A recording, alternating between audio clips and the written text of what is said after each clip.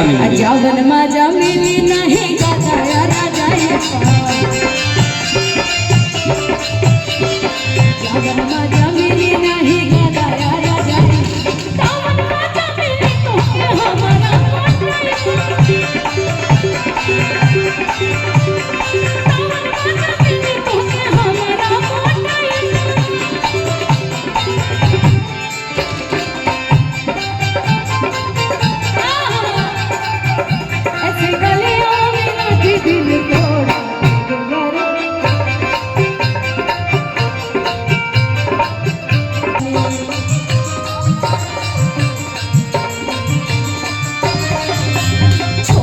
जल्दी से टाटा है राजा, छोड़ी आवा जल्दी से टाटा है राजा।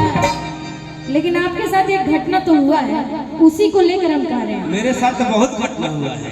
मैं छलिया हूँ। इतना बड़ा सगाई करके भी घटना हो गया। का दिल है आप? मैं छलिया हूँ, मेरे साथ बहुत घटना होती रहती है। अच्छा, आप छलिया है तो वो छबीली है क्या? जानते हैं? अरे छोड़ी आवा जल्दी से पटना है राजा।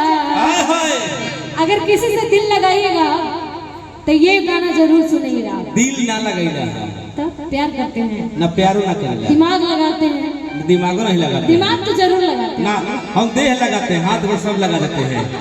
अच्छा कोई बात नहीं। सुना ना,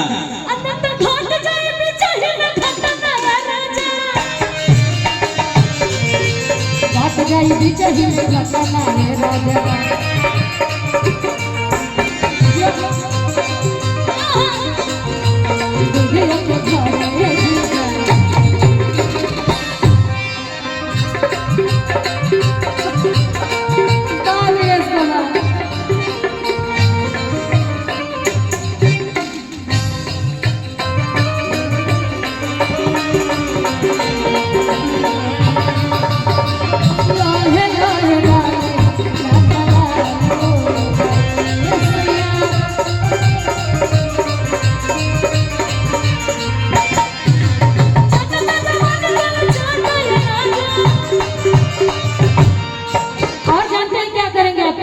बोलिए।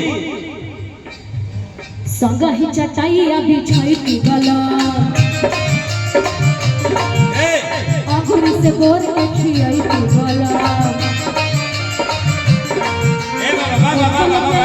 चटाई की बला, आचार्य से बेनिया डोलाई की बला।